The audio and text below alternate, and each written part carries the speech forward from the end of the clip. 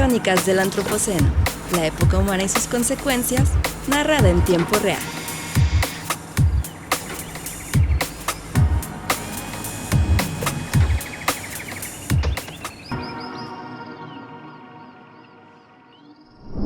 Hola y bienvenidos a Crónicas del Antropoceno. Yo soy tu anfitrión Víctor González Quintanilla y me acompañan esta semana Abril Ambriz. Hola, ¿cómo están? Y María Grace Salamanca. Hola.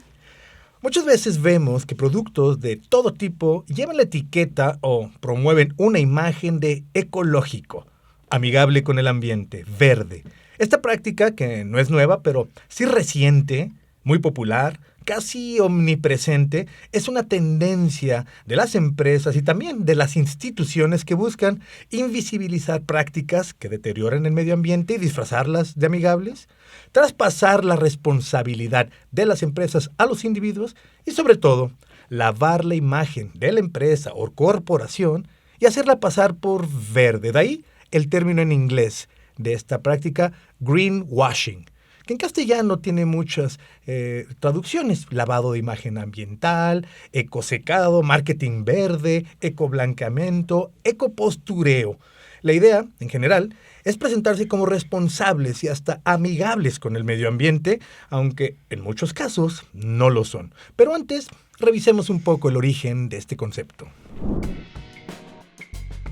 En 1983, un joven ambientalista llamado Jay Westervelt visitaba las islas Fiji cuando se coló a un prestigioso resort y encontró una nota con un mensaje bastante peculiar que básicamente decía: los océanos y los arrecifes son un recurso importante y reutilizar las toallas reducirá el daño ecológico.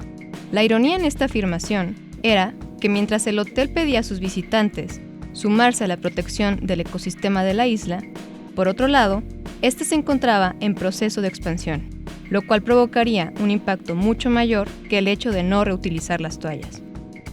Tiempo después, esta anécdota llevó a Westervelt a escribir un artículo donde emplea por primera vez el término greenwashing para referirse al lavado de imagen que las grandes empresas utilizan para continuar vendiendo sus productos, etiquetándolos como verdes, sostenibles o conscientes, cuando en realidad no lo son. Esta estrategia ha sido ingeniosamente aprovechada para que quien consume lo haga pensando que al hacer esto está contribuyendo con algo a mitigar el impacto negativo en nuestro planeta.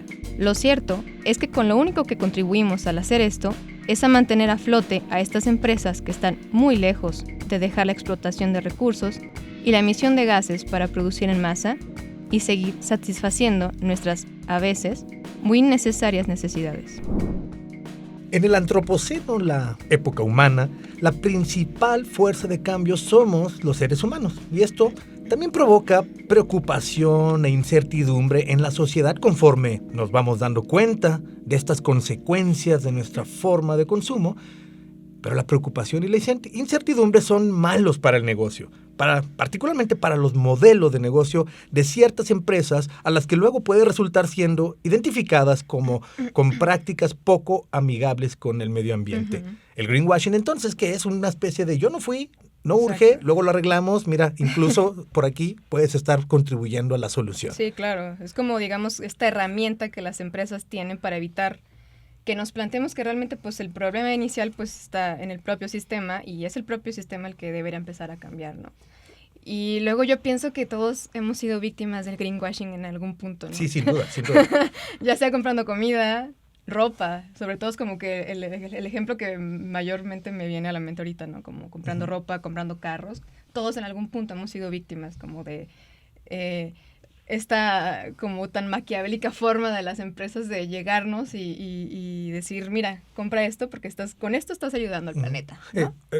Lo que pasa es que también hay mucho invertido, hay tiempo, dinero, esfuerzo, imagen de empresas transnacionales que llevan décadas, si no es que siglos, fortaleciendo su imagen y su relación con los consumidores, y por ello se han dado cuenta que la preocupación es mala para el negocio, así que mejor vamos a darle la vuelta al asunto y utilizar esa preocupación para convertirla también en parte del producto. Y eso es una de las cosas que pudiéramos identificar como el inicio o la explicación de esta práctica, pero de hecho es una práctica que lleva mucho tiempo, que aparte está en muchos niveles. Pudiéramos hablar de productos de consumo básico, lo que traemos puesto, la ropa, lo que consumimos, como dices tú, cómo nos transportamos, la idea de hacia dónde estamos dirigiendo a la sociedad, a nuestros esfuerzos, cuál es nuestra relación con el mundo en el que habitamos y cuál es la preocupación de que tengamos que hacer algo hoy o que quizá no urja tanto y lo podamos dejar para después, ¿no? Sí, claro. Ahora que dices un poco como desde cuándo, a mí también me surgía mucho esa pregunta cuando empezamos a pensar en el greenwashing, porque ya veamos ahora en la cápsula, ¿no? En los 80s es como cuando se acuña este término de greenwashing o ¿cómo le llamamos en español? Ecoblancamiento, ecoimpostureo. Marketing verde. Ajá. Y yo encontré que desde los 60s, digamos que ya hay como este uso de la publicidad para limpiar la imagen de las empresas, específicamente una empresa que era como de electricidad, tenían como plantas nucleares, que era la Westinghouse, ¿no? Y hacía como estos anuncios que proclamaban como el buen funcionamiento y la limpieza de sus plantas nucleares. Entonces tenían así como una fotografía en el centro, como con un lago cristalino, y proclamaban: estamos construyendo plantas nucleares para ofrecerte más electricidad. Nuestras plantas nucleares son limpias, seguras y ordenadas. Mira, el átomo feliz bailando. En la primaria daban esta imagen. Incluso permea hacia muchos estratos, ¿no? Desde abajo hasta arriba. Sí. Hubo una crítica muy fuerte en la pasada conferencia de las partes, la COP27, hace unos meses se llevó a cabo, puesto que uno de los patrocinadores principales era ni más ni menos que Coca-Cola, la empresa que encabeza la lista de corporaciones que más producen plástico que termina convirtiéndose en contaminación en ríos, lagos y mares. Pero ellos también están conscientes de ello y también lo han introducido en su marketing, en su venta de imagen. También se dicen preocupados por a dónde van a ir a parar estas botellas. Pero no significa que haya habido cambios. Solamente se dice, el greenwashing es eso, es una lavadita por encima con algo verde. Pues me gusta mucho el término en inglés, pero a Coco le gusta que siempre hagamos la definición. En honor a Coco. Que si no está aquí, no está en este momento en este episodio, pero que hagamos la definición en castellano para que busquemos siempre la conexión. Pero bueno, en inglés me gusta mucho que greenwashing no es una palabra, dice como lavarte con verde, pero lavarte, no cambiar. Sí, nada más darte una enjuagadita por encima con este halo verde. ¿Y dónde queda la responsabilidad? ¿Cuándo vamos a actuar? ¿Cuál es la narrativa que está siendo ocultada con esta narrativa? O sea, si es un engaño que nos ponen enfrente, ¿qué es lo que está ocultando, María Grace? Tú eres filósofa y has tenido mucho trabajo con respecto al antropoceno, a la ética relacionada con diversos temas, y te agradezco mucho que nos acompañes y ayúdanos a pensar un poquito en esto. Si es un cuento que nos cuentan, ¿qué está ocultando detrás? Pues yo creo que depende mucho de qué actor o qué agente estemos como tomando en cuenta. Por ejemplo, cuando son las empresas, lo que están tratando de ocultar es que en realidad lo que les interesa es vender más, ¿no? Claro. Y seguir haciendo las cosas lo más parecido a como siempre las hemos hecho, porque no es que no queramos mejorar, también las empresas tienen sus políticas de mejora y de calidad y de un montón de cosas. El asunto es que cambiar la manera en la que actuamos toma tiempo, toma esfuerzo, toma dinero, claro. y eso es algo que buscamos ahorrarnos. A veces a mí, para entenderlo o explicarlo, me gusta mucho también pasar como al ámbito individual. ¿Por qué hacemos siempre más o menos las mismas cosas y nos detenemos más o menos en los mismos sitios y comemos más o menos las mismas cosas en los mismos sitios? Es que es realmente un problema para los humanos y las humanas. Decidir toma esfuerzo.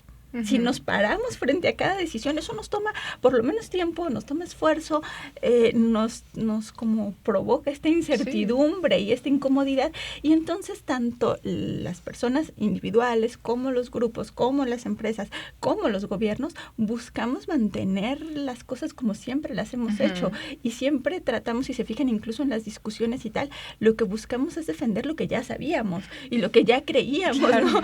Y en las páginas en internet, en Facebook, en todos lados, lo que buscamos y lo que más nos llama la atención es lo que dice, sí, claro, eso es lo que yo siempre he dicho, voy a abrir ese artículo porque estamos de acuerdo y entonces lo que va a hacer es como apoyarme a mí misma, ¿no? Entonces hay esta tendencia que es muy humana, digámoslo así, nos toma tiempo, nos toma esfuerzo y nadie quiere realmente... ni siquiera estamos dispuestos, pero pensémoslos en todos los niveles, individualmente y también socialmente, y las empresas, nadie quiere aceptar que hemos venido haciendo todo mal. Claro. Y que todo lo que hacíamos en realidad no solo no lo habíamos pensado, sino que además era perverso, ¿no?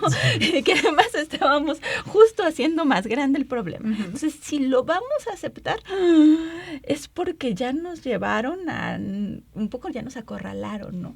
Que es un poco también estos casos que empezaban a contar. Cuando empezamos a tener que explicarnos, no queríamos explicarnos. Nos explicamos cuando un poco sea la sociedad o la época o la ciencia, ¿no? Porque con el greenwashing y con estas cosas pasa mucho que se publican y se empieza a hacer mucho movimiento social y mucha academia que empiezan a estar más o menos alineadas al decir, aquí hay una preocupación real y entonces, pues tenemos que hacernos cargo de este asunto y bueno, ok, ¿no? Entonces yo lo siento un poco más así. Sí. No sé, me viene como a la mente con todas estas reflexiones que vienen. ¿No será también luego que como que las empresas quieren de repente mantenerse vigentes, ¿no? Y luego también como entran en esta dinámica de, bueno, si ahora todo el mundo está hablando de que seamos conscientes y verdes, pues ahora hay que hacerlo para vender, ¿no? Pasa un poco lo mismo como cuando es el mes de junio y es como el mes del orgullo LGBT y entonces todas las empresas se visten de arcoíris, ¿no? Por ejemplo, es como una forma de seguirse manteniendo vigentes para seguir vendiendo, ¿no? Un poco. Yo lo pensaba cuando estaba reflexionando sobre esto del greenwashing, yo distinguiría dos. Eso hacemos los filósofos, luego nos gusta mucho separar las cosas. Entonces yo distinguiría dos. Uno es que viene Bocas, que tiene que ver con usar el vestirnos de verde o el decorarnos un poquito, pintarnos un poquito la cara para venderte más. Claro. O para venderte más caro. Entonces, este es un asunto que de repente el greenwashing podríamos decir en algún sentido en América Latina que es un problema de ricos, es un problema de gente que puede comprar. Exacto. Y que puede decidir qué va a comprar, ¿no? Y entonces eso ya nos pone a la mayoría de los mexicanos fuera de esta discusión, ¿no? Entonces, bueno, ya es un problema de gente rica, es un problema del norte global porque tiene que ver porque normalmente estos productos que se publicitan como verdes son incluso más caros, ¿no? Sí. En Francia teníamos esta discusión de es que comer responsablemente y hacer las cosas con productores locales, no solo te consume un montón de tiempo, sino que es más caro, ¿no? Entonces, ¿quién puede darse el lujo de bañarse de verde? Pues quien tiene el tiempo y quien tiene el dinero para bañarse de verde, ¿no? Entonces, sí es una estrategia para vender más en las producciones, pero entonces esa es una parte del problema. Otra parte del problema es la que empezábamos a reflexionar al inicio. Para mí son dos cosas diferentes. Una es la estrategia de marketing y otra cosa es cuando usamos esto para esconder algo.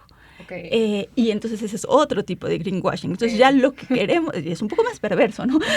Ya lo que queremos no es venderte algo, sino a veces es que nos permita seguir haciendo, no estar como, a veces no es irnos a la cárcel, ¿no? A veces no es dejar de vivir o de hacer lo que hacíamos. Y pienso, por ejemplo, en los productos que requieren explotación minera que explota a las personas, ¿no? O los productos de ropa que están configurados, que te van a vender que la tela es bio o que la tela es verde, pero es producto de la explotación de seres humanos, ¿no? En condiciones terribles. Entonces, ¿dónde está el greenwashing, no? El greenwashing es con los recursos, es con el trabajo, es con la explotación. Entonces, yo sí pondría al menos estos dos registros. Una cosa es una estrategia publicitaria para consumir, ¿qué pasa? Y que es un problema muy de ricos en ciertos sitios y que implica, y esto es fundamental para México, que puedes comprar. Entonces es un problema de elección, pero no, la mayoría de las personas del mundo no tienen esa elección. Sí, claro. Y por el otro lado, ¿qué pasa cuando estamos usándolo para encubrirnos, ¿no? Un poco también como Coca-Cola, ¿no? Entonces estamos encubriendo un montón de cosas que queremos que no veamos o que queremos un poco quizá distraer la atención. A veces somos exigidos, también eso ha pasado, sobre todo cuando las políticas de la ONU y la UNESCO obligan un poco a los estados para recibir préstamos o para un montón de cosas, obligan estas políticas verdes que entonces son aplicadas más o menos, así como para salir de la exigencia, ¿no? Como para salir un poco del atorón en el que estamos. Y ahora que lo mencionas, entonces, ¿qué se puede hacer? ¿Cómo se identifica? ¿Cuáles son las tendencias hacia donde deberíamos de tratar de llevar las cosas en lo general? Cuando sabemos que la estrategia se utiliza y se aplica hace mucho tiempo, tanto para vender como para invisibilizar los problemas socioambientales, que bien haces esta separación, que es muy importante porque eso ya nos incluye a más personas, ¿no? Porque son dos cosas. Una cosa es el consumismo y otra cosa es la explotación para la producción de los otros consumismos, ¿no? De todos modos están conectados de cierta manera. Sí, claro. Pero como sociedad, como individuos, ¿hacia dónde? ¿Qué se puede hacer? ¿Cómo identificar? ¿Es una práctica poco ética? ¿Será que por ética la van a cambiar? No creo que sea exactamente. Porque lo que hemos visto es que normalmente, a menos de que sea fuerzas, con impuestos o con multas, no van a tener mucho apuro por hacer otro tipo de práctica cuando esta les está funcionando muy bien. Exacto, sí. Yo creo que es un problema fundamental y quizá es así como la pregunta que causa la ecoansiedad, ¿no? Que ya empiezan a decir que es un problema de salud mental real, ¿no? Con estos asuntos del antropoceno. El problema es que la mera verdad, así como para ser completamente honesta, no sabemos cómo sí. Parece que modificando las leyes y de repente hay una tendencia de las sociedades que se publicitan como democráticas a creer que todo pasa por dar un derecho y un poco das un derecho y luego lo pones en una ley y luego lo metes a un estado y luego eso de alguna manera en algún momento va a cambiar las cosas. Esa es una aproximación de los estudios del antropoceno vigente, que entonces lo que empiezan a decir es esto de, a ver, vamos dándole derechos, primero vamos a reconocer que hay los recursos, el agua, la naturaleza, la biodiversidad, tiene derechos para entonces incorporarlo en las constituciones, para entonces que los estados se hagan cargo, hay otros que dicen, no, bueno, hay que hacer una urgencia más política y entonces se juntan los países, ¿no? A ponerse de acuerdo cuántos son los grados que vamos a dejar que aumente la temperatura global, pero luego se echan para atrás del Acuerdo de París, ¿no? Claro. Entonces, yo no sé qué tanto creerles, incluso cuando lo dicen, incluso cuando lo firman, luego se echan para atrás, o hay quien dice, yo no firmo, ¿no? Y estamos todos en este mismo globo terráqueo. Entonces, esas son como las tendencias más grandes y luego también están estas pequeñas tendencias de la acción individual, ¿no? De qué podemos hacer. Yo creo que uno de los problemas que nos pone enfrente el antropoceno es que ya no podemos sí podemos, pero no nos va a ayudar o no creemos que nos ayude separar lo individual de lo colectivo, y eso nos provoca muchos problemas para pensar los problemas y para imaginar. No estamos acostumbradas a pensar así. ¿Cómo decir, a ver, todo y al mismo tiempo? Entonces imagínense que aquí hay que comer pinole, chiflar y andar en la procesión. es un poco lo que nos implica el antropoceno, ¿no? Sí, bueno, y aparte, si ha funcionado muy bien, si es algo que se da por sí mismo y si nosotros sentimos que estamos satisfaciendo o disminuyendo esta ansiedad de una manera tan fácil como decir, voy a escoger este en lugar de este, o no es cierto que está siendo tan grave porque me dicen que con esto lo solucionamos cuando los planes transnacionales y las estrategias de mercadotecnia, todas me dicen que ya estamos haciendo algo al respecto.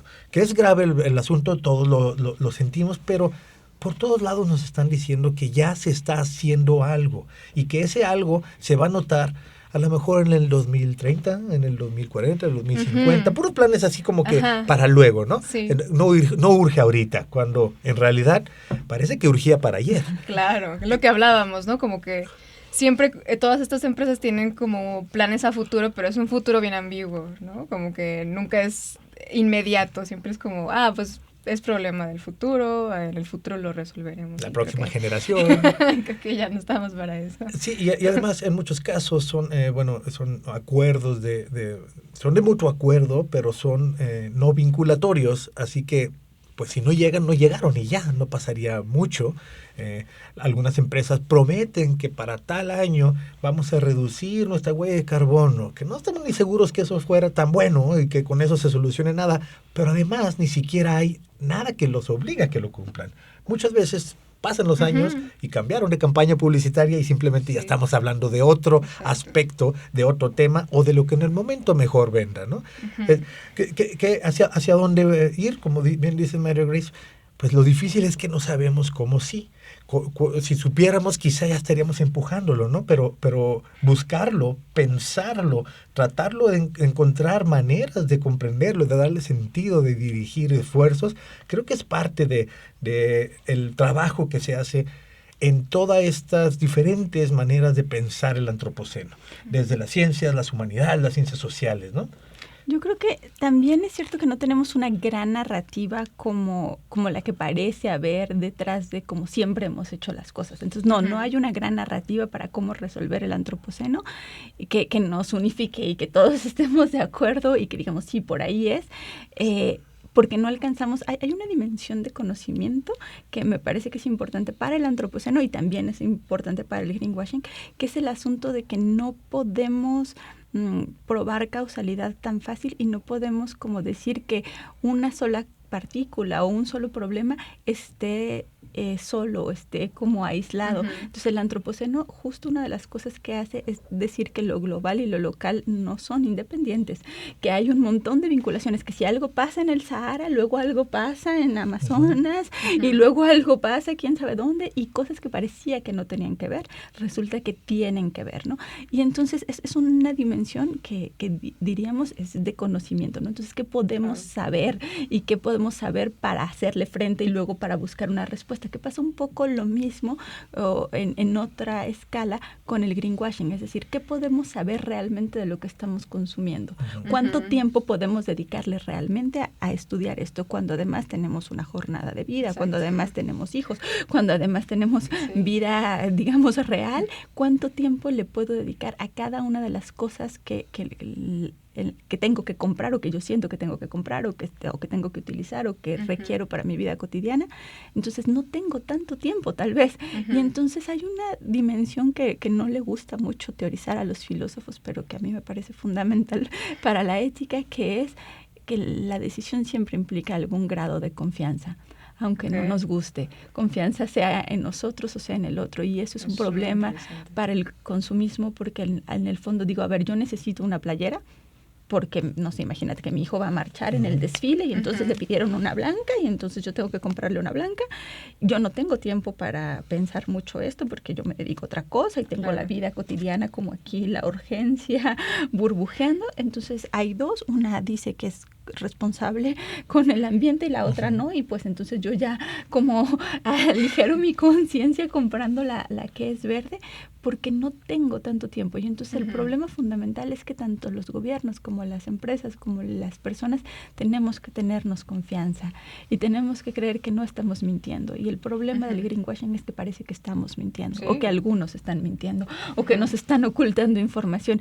Y entonces, ¿cómo le hacemos en un mundo donde la gente miente, ¿no? ¿Y cómo le hacemos para hacer ética? ¿Y cómo le hacemos para hacer política cuando la gente miente? Pero no solo la gente, cuando las empresas nos mienten. Están estos asuntos que fueron muy, muy publicitados, por ejemplo, con el cáncer y las tabacaleras, ¿no? Pero en el caso particular del antropoceno está le llaman el documento de Heidelberg, donde los científicos con premios Nobel firman que están locos, están exagerando estas personas que están defendiendo el cambio climático, ¿no? Y un montón de señores con premios Nobel, y luego no se retractan cuando se dan cuenta que es la industria del amiante que estaba financiando estos asuntos que salen para la Copa de Río, ¿no? Ahí en los 90s.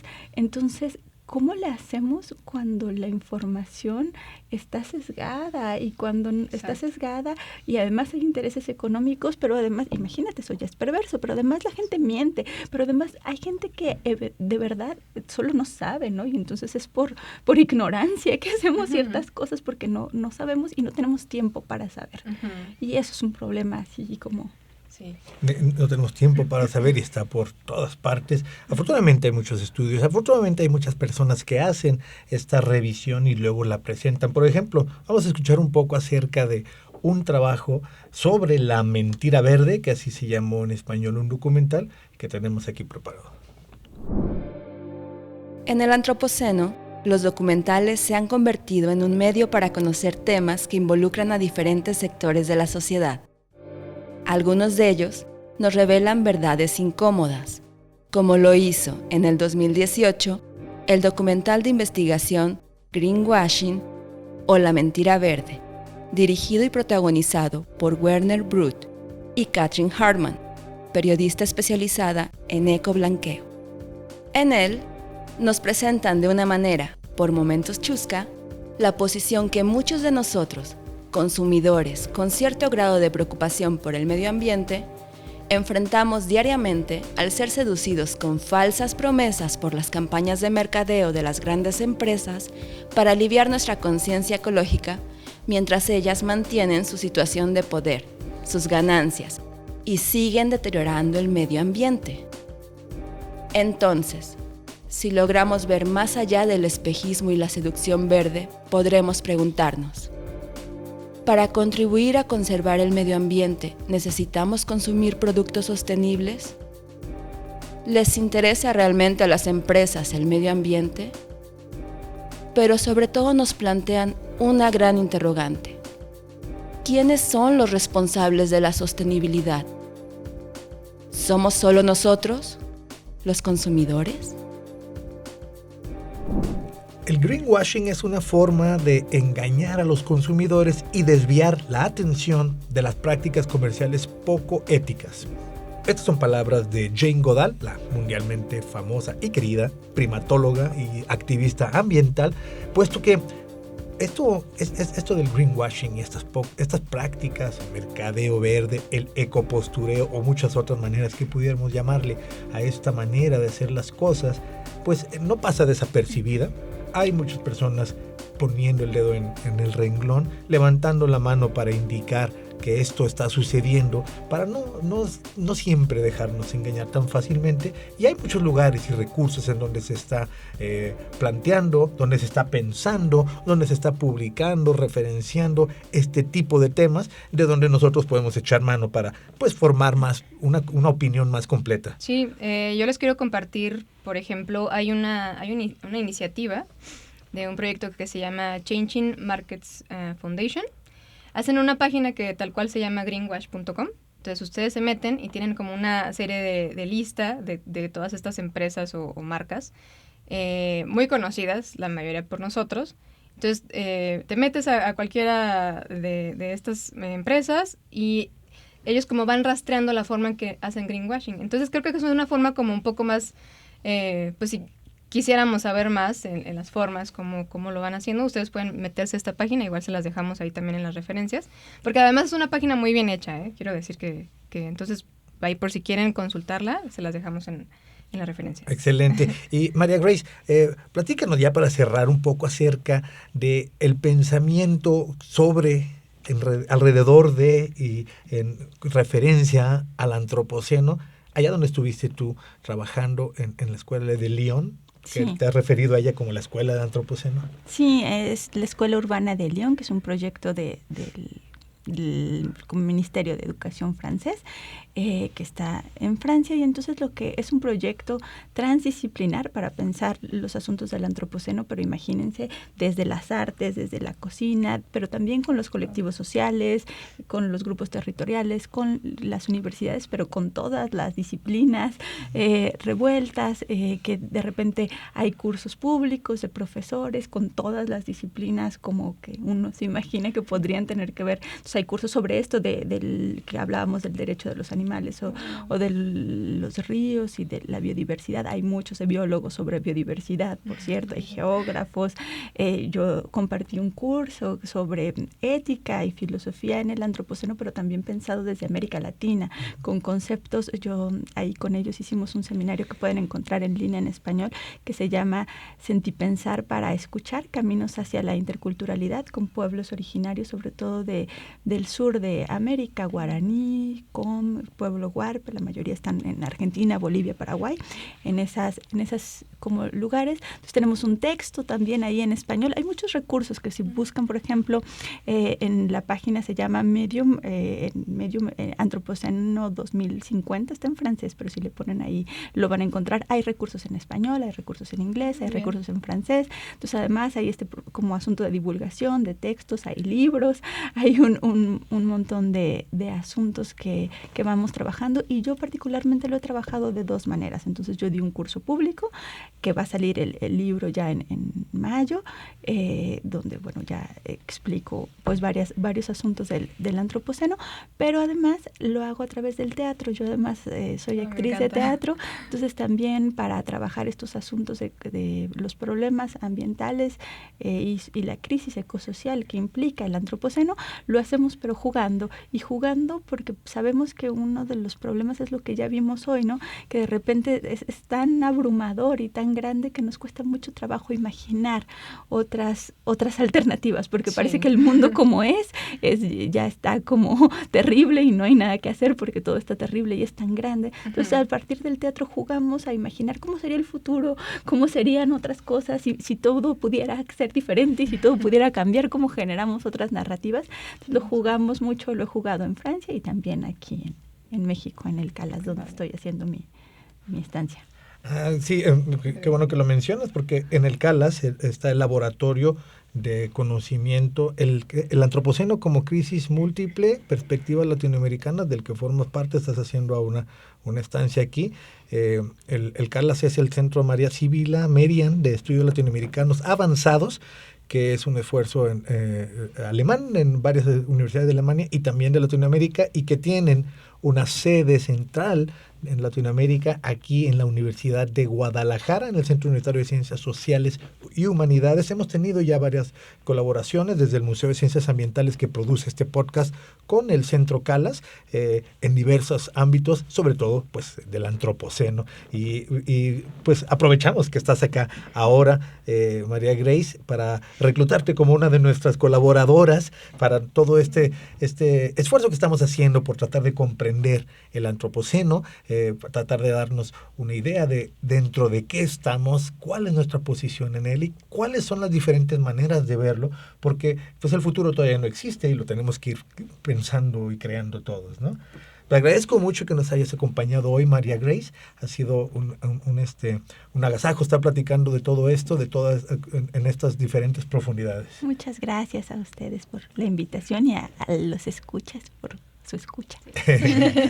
Sí, pues bueno, yo creo que ya aquí cerramos, Abril, sí. Si está de acuerdo, a todos los que nos escuchan a través de las plataformas de podcast y a todos los que nos ven a través de YouTube, les recordamos que también pueden estar en contacto con nosotros a través de las redes sociales del Museo de Ciencias Ambientales. Aparecemos en las redes sociales, pues las que más usamos todos, no es necesario enumerarlas, pero ahí estamos. Pueden entrar en contacto con nosotros, puesto que también hay una interacción con ustedes. Si quieren que abordemos ciertos temas, si tienen algún comentario con respecto a lo que hemos hecho, si te gusta lo que hacemos, suscríbete y comparte, por favor, hazle saber a otras personas que estamos haciendo esto. Y pues bueno, estaremos aquí continuamente. Te invitamos a que nos escuches en otra de estas crónicas del Antropoceno.